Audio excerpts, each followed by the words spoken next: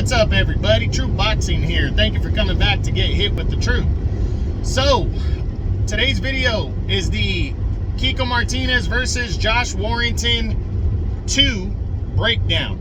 These two will rematch on Saturday, March 26th in the main event of a DAZN card. Kiko Martinez is the newly crowned IBF champion, the belt that he captured last August, or no, not last August, last November, when he defeated Kid Galahad in a major upset. He takes on the former champion Josh Warrington, who gave up that title earlier in the year, and Galahad ended up winning the vacant belt. You know, and these two guys have had a whirlwind of shit happen in 2021 that nobody saw coming. And now they are coming together for a rematch of a fight that took place back in 2017 that Josh Warrington narrowly won. He won a majority decision in a fight that a lot of people thought Kiko Martinez deserved the nod in. So now these two guys are going to lock horns, and we're going to see what goes down on the 26th on DAZN. It should be good. So, as I normally do with the breakdown videos, we discuss what these two guys have done coming into the fight. Well, I discuss the fight first, as I just did, and its importance.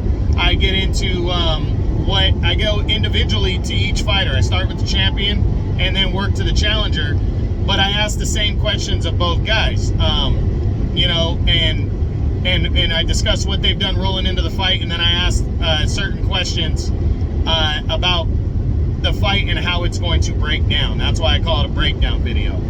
Then I ask, you know, is it better for boxing if one or the other wins? And then I give my prediction on who I believe is going to win the fight. So we start with the defending champion, Kiko Martinez from Spain, the 35-year-old, now 2-division world champion, as he enters this fight. And usually I go back off of your last 3 fights on how you roll in, you know, or depending on your last couple years. But Kiko Martinez has been a very active fighter. He fought 3 times in 2021. And why? Well, Kiko is widely looked at, heading into 2021, was looked at as a way faded former world champion. You know, his best days as a world champion were back in 2014, I believe. And then he lost the title in a rematch to Carl Frampton, and that was the 122-pound super bantamweight title. You know, he had a nice run back then, but faded. The only top-tier fighter that he's fought since then that he actually gave hell to was, prior to Zelfa Barrett last year, was Josh Warrington. So, but in 2021, he entered the year an aging, you know, former champ, and he just looked like a guy to get the notch on your belt. And maybe we should have seen it earlier in the year, but all boxing experts, myself included, viewed the fight against Zelfa Barrett at 130 pounds as a good, you know, a notch to get on Zelfa Barrett's belt as he moves forward. But fighting a faded former champion who's out of his weight class, you know, dominating him, that would help push, you know, build Zelfa Barrett's resume. But he actually gave Zelfa Barrett hell. And Zelfa Barrett won a close unanimous decision in that one. Nobody complained that he deserved the win, but he really got tested. And actually, at the time, it was viewed as oh, you couldn't even beat this faded former champion, Kiko Martinez. You're not as good as we all thought you were, Zelfa Barrett. That's how he was viewed after that fight.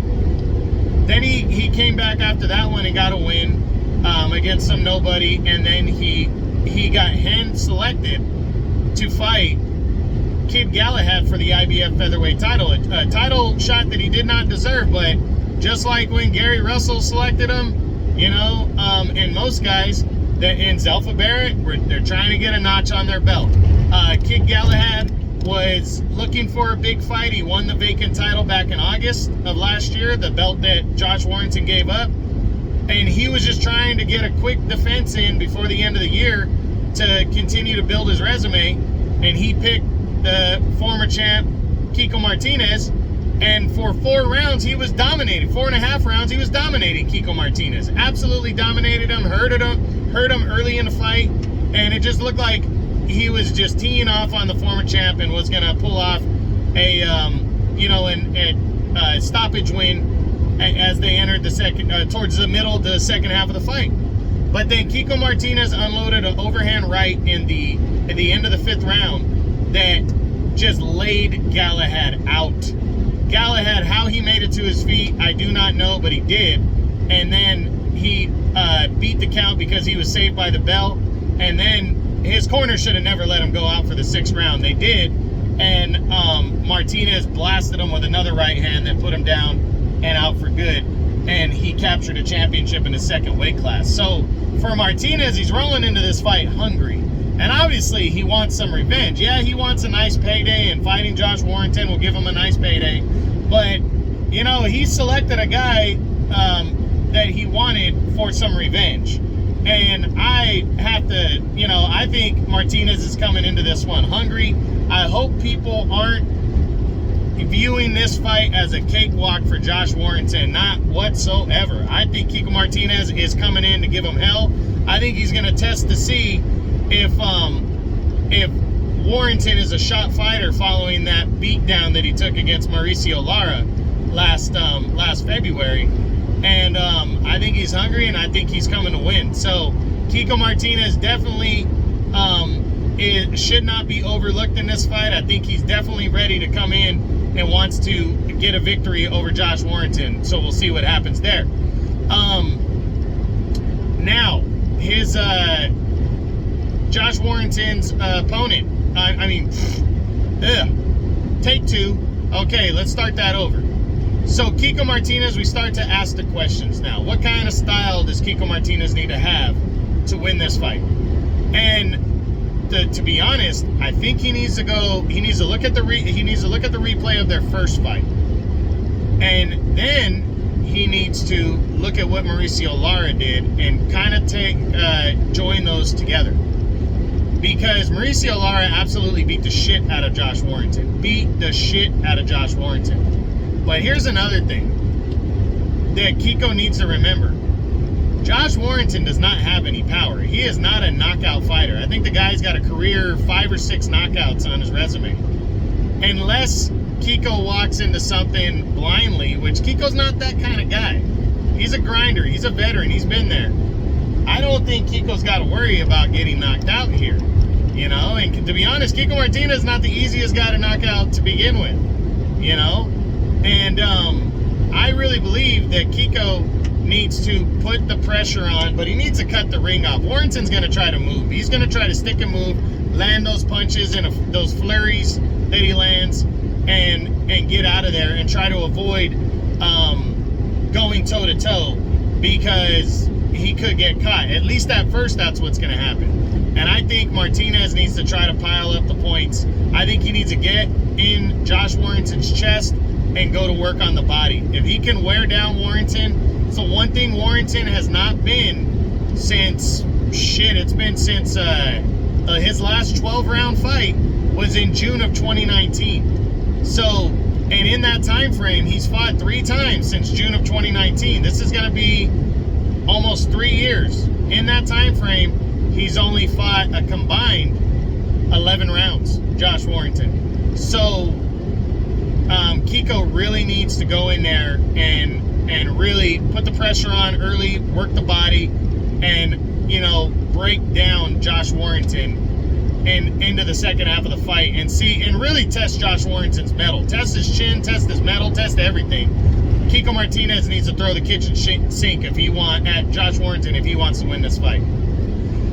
Now, can Kiko Martinez win the fight by knockout? You know what's funny? I think he can. I think Kiko can wear down Josh Warrington and stop him and win this fight. I think it's more likely by a decision, but I think if anybody scores a knockout in this fight, I think it's Kiko Martinez. Now, can Kiko win a decision? Yeah, I think he can win a decision. I think it's going to be close. Josh Warrington has a style where he throws a lot of flurries. You know, he's a flurry type fighter. And he throws a lot of punches and bunches, and that might, that's going to sway judges. So Kiko really needs to beat him to the punch consistently. When Josh Warrington starts that flurry, he needs to hit him with a hard jab and then stick him to the body and keep him stationary, keep him in one spot, you know, to tee off on him, you know, and not let him get away so much. But yeah, I think Kiko could pull off a decision in this one. Now, what does this fight mean for Kiko Martinez if he wins? You know, it's going to mean a lot. It's going to keep his career going. It's going to keep him, you know, trying to get bigger fights, possibly unification bouts. Those are all going to stay, you know, an option for him if he pulls off the win over Josh Warrington. This one could go down, depending on how he were to win, could go down as his best win because he gained revenge on Warrington. You know, it just remains to be seen how he looks in the fight, but a win is huge for Kiko. It's going to keep his career going. What does a loss mean for Kiko in this one? You know, I don't think a loss hurts Kiko as much. I think most people are expecting Warrington to win, or they think Warrington's going to win the rematch, so I don't think people are really expecting too much out of Kiko. But I will be honest, I think people are going into this fight going, hey, Kiko did it against Galahad. You know, he fought like hell against Zelfa Barrett. Josh Warrington got his ass whipped last year. Maybe Kiko could pull this off. And if he doesn't, I don't think there's going to be too much disappointment. And I don't think Warrington has a performance in him against Kiko that's going to embarrass Kiko at all. So depending on how he loses, you know, I don't think it's really going to hurt Kiko anyway. He's lucky to be here. I think he understands. He's lucky to be the champion right now. And he just wants to take advantage of whatever he can while he's the champion. So I don't think a loss is going to hurt him too bad. But obviously losing sucks, so it's going to hurt anybody. But I'm just saying not as bad as it would, you know, another fighter. So let's move on to Josh Warrington now. We look at what he's done rolling into this fight. And the truth is, his last 3 fights stretch back to October of 2019. So we're looking about 2.5 years. He's fought 3 times in 2.5 years. He stopped, I want to say, Stefan Katouche or whatever in October of 2019 and got a, I think it was a first or second round stoppage win. And then he went on and fought, he did not fight in 2020. And then last year in 2021, in February, he took on Mauricio Lara. That was supposed to be a cakewalk, and he got the absolute shit beat out of him against Lara. He really did. Lara whipped his ass, top to bottom, front to back, and knocked him out brutally in the 9th round of that fight. He came back in September and rematched Lara, and before that fight really could get going, it was stopped after the 2nd round due to an accidental headbutt that opened up a bad cut over Lara's eye. And, you know, that was all she wrote. So in 2.5 years, Josh Warrington's only fought 11 rounds. So rolling into this one, I'm sure he's confident. I'm sure he believes he can win this fight in the rematch. But, you know, I question where the confidence is, you know, how high his confidence is. You know, obviously he wouldn't have taken the fight if he didn't believe he could win it. But, you know, is he going to be gun shy? Is he a shot fighter following that beatdown loss to Mauricio Lara? You know, and the fact that he really didn't settle the score with Lara. So we're going to see. We're going to see what he has rolling into this fight. But he has an opportunity to be a 2-time world champion. And he's fighting a familiar opponent, a guy that he narrowly got by a few years ago. And let's remember, when he beat Kiko Martinez, that was just before he went on his best year that he's had as a pro, when he upset Lee Selby to capture the IBF title, and then not dominated, but then cleanly outworked Carl Frampton to retain the title.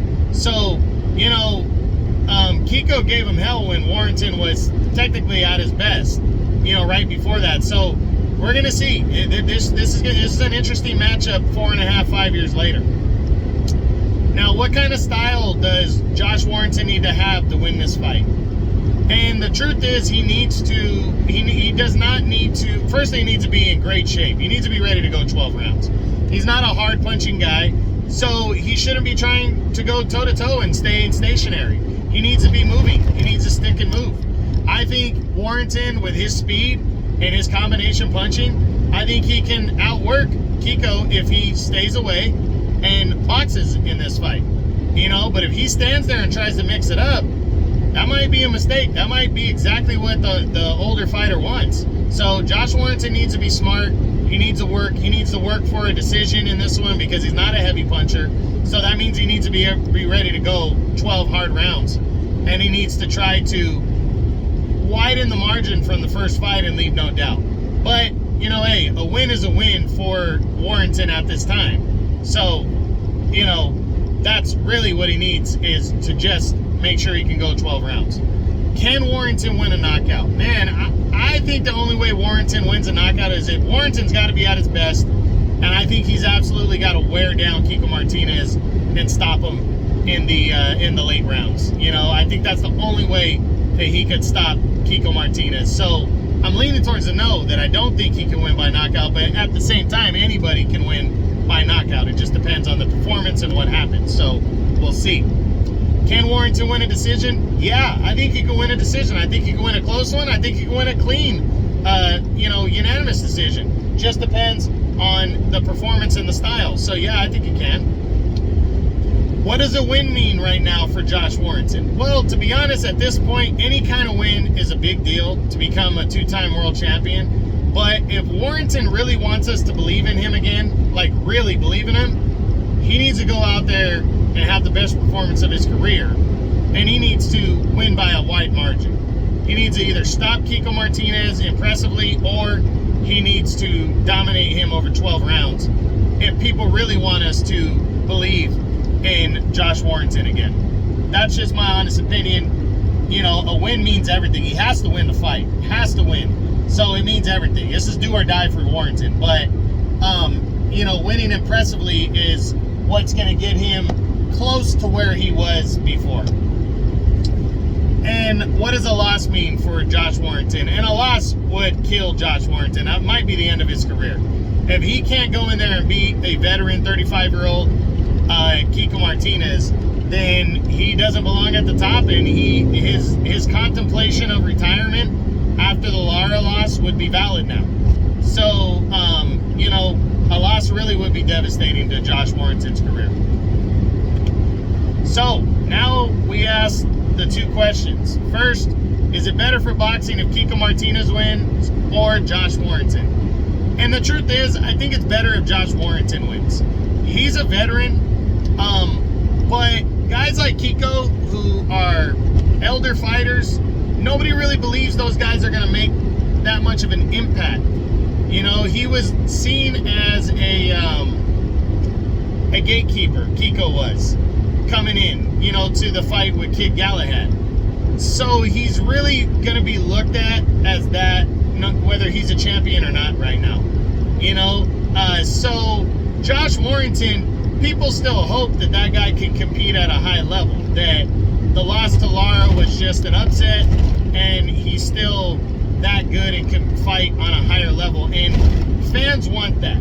Warrington's got a bigger following anyways, but fans want a guy that can fight, you know, into, you know, fight more in his career and fight at the top level. I don't think anybody believes that Kiko's going to be able to compete at the top level, but people still, you know, believe that Warrington could, you know. So I think it's better for boxing if Josh Warrington wins.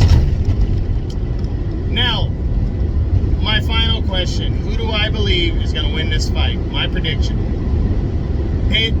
I really think it's close to 50-50, but I believe Josh Warrington's going to win this fight. I think he's going to box.